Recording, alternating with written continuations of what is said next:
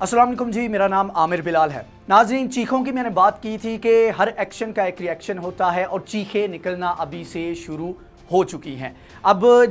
3 से 4 खबरें हैं जो आपके सामने रखूँगा और ये चीखें होंगी और इसके पीछे एक एक्शन होगा जिसकी वजह से ये चीखें निकलना शुरू हो गई हैं। अब देखें, कुछ जगहों पे जाके आप कह सकते हैं कि यार फलां बंदा जो है वो बात कर रहा है तो वो अपने दिल से बात कर रहा है, उसका कोई एजेंडा है या वो एक नज़रिया रखता है। लेकिन कुछ लोग हैं जो कि अपने नज़रिए को लेकर नहीं चल रहे, क्योंकि जब आप उधार के असलहे के साथ जंग लड़ते हैं, उधार के नज़रिए के साथ जंग लड़ते हैं, तो फिर वो जंग नहीं होती बल्कि आप कठपुतली की तरह दूसरों के इशारों पे नाचते हैं। तो अफ़गानिस्तान के अंदर जो अफ़गान गवर्नमेंट है उसकी भी इस वक्त तकरीबन सेम सूरत हाल बनी हुई है। अभी रिसेंटली बयान आया है अफ़गान ये वाइस प्रेसिडेंट हैं अमरुल्ला साले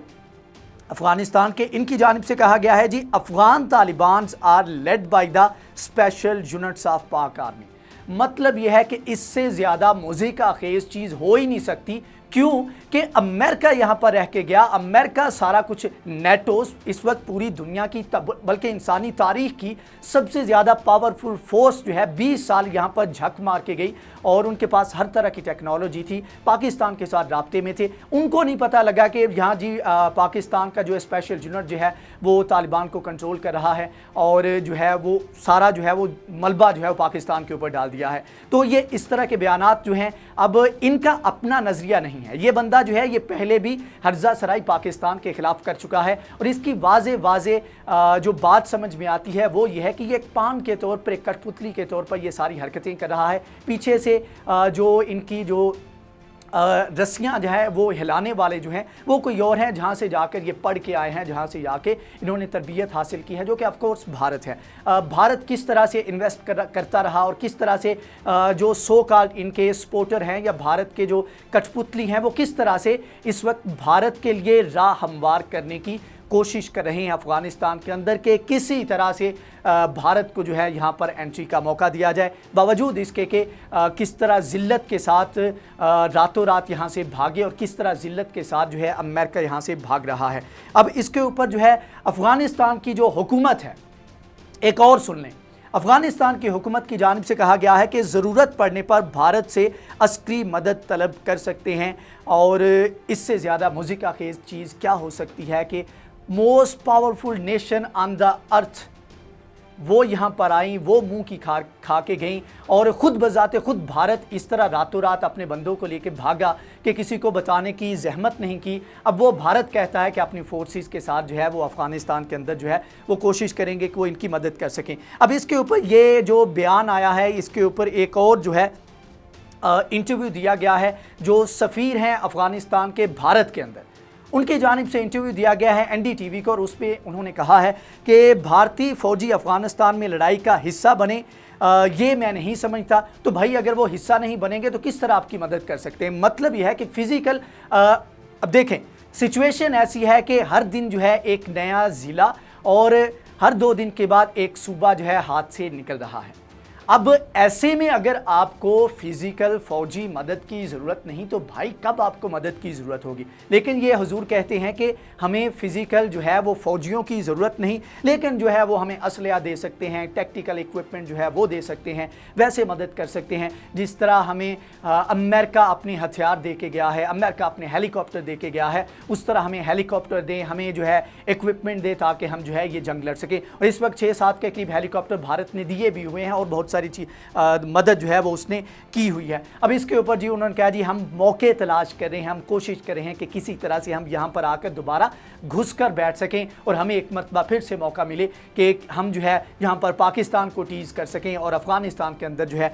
अमन को तबाह कर सकें। क्यों? क्योंकि तालिबान ने ज़्यादातर इलाके जो हैं पाकिस्तान की सरहद के साथ उनके ऊपर कब्ज़ा कर लिया है और तालिबान के स्पोक्स पर्सन का ये बयान भी सामने आ चुका है कि वो अपनी सरजमीन कभी भी किसी भी सूरत में पाकिस्तान के अगेंस्ट इस्तेमाल नहीं होने देंगे और सेम स्टांस, सेम मौक़िफ़ जो है वो पाकिस्तान का है। और इसके ऊपर जो है कहा है जी हमें जो है वो तरबियत दी जाए, हमारे फ़ौजियों को तरबियत दी जाए। चलो भाई अगर अमेरिका के तरबियत याफ्ता यहाँ पर कुछ नहीं कर सके तो आपके तरबियत याफ्ता यहाँ पर क्या करेंगे? इसके अलावा अब देखें, जब से भारत यहाँ से निकला है उसकी जो है उसकी तो बैंड बजी ही, उसकी जिल्लत का आगाज़ तो हुआ ही, लेकिन उसके साथ जो बैक करदा इनके ग्रुप्स थे उनकी जो जिल्लत है वो भी शुरू हो चुकी है और उनकी चीखें भी निकल रही हैं। और इससे पाकिस्तान का जो स्टांस था कि पाकिस्तान के अगेंस्ट अटैक किए जाते हैं, जो पाकिस्तान के अंदर जो कलदम तंजीमें हैं उनको भारत अफगानिस्तान के अंदर बैठकर सपोर्ट कर रहा है। अब देखें BNP बलोच नेशनल मूवमेंट जो है इसके ऑफिशियल पेज के ऊपर खबर लगी है और इनके जो सीनियर बंदे हैं, अब ये वो बंदे हैं जो कलदम तंजीमों के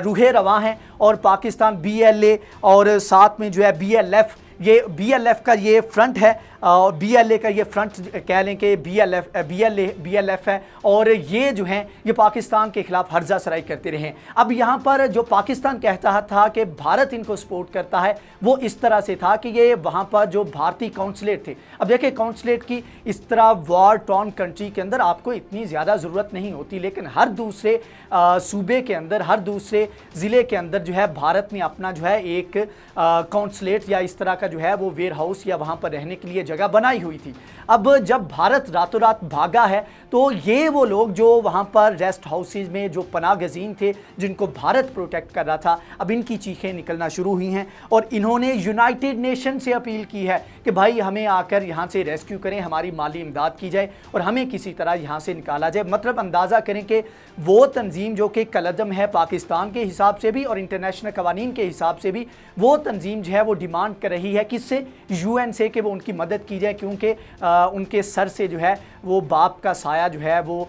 उठ गया है और भारत जो है उनको बीच रास्ते में छोड़कर भाग गया है। और इसके ऊपर जो है वो सारा जो है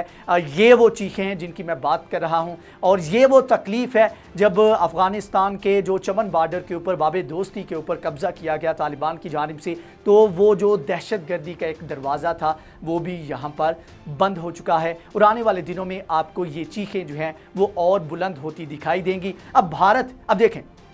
कहने को हम कह सकते हैं कि भारत ने 4-5 अरब डॉलर की इन्वेस्टमेंट की और वो रातों रात भाग गया, लेकिन यहाँ पर ये मत भूलें कि भारत अपनी पूरी कोशिश करेगा कि किसी तरह से अफ़गानिस्तान के सिनेरियो में दोबारा से एंटर हो सके, क्योंकि इस वक्त प्रैक्टिकली अगर देखा जाए तो कोई रूल नहीं कर रहा, यहाँ पर कोई लॉ नहीं है, कोई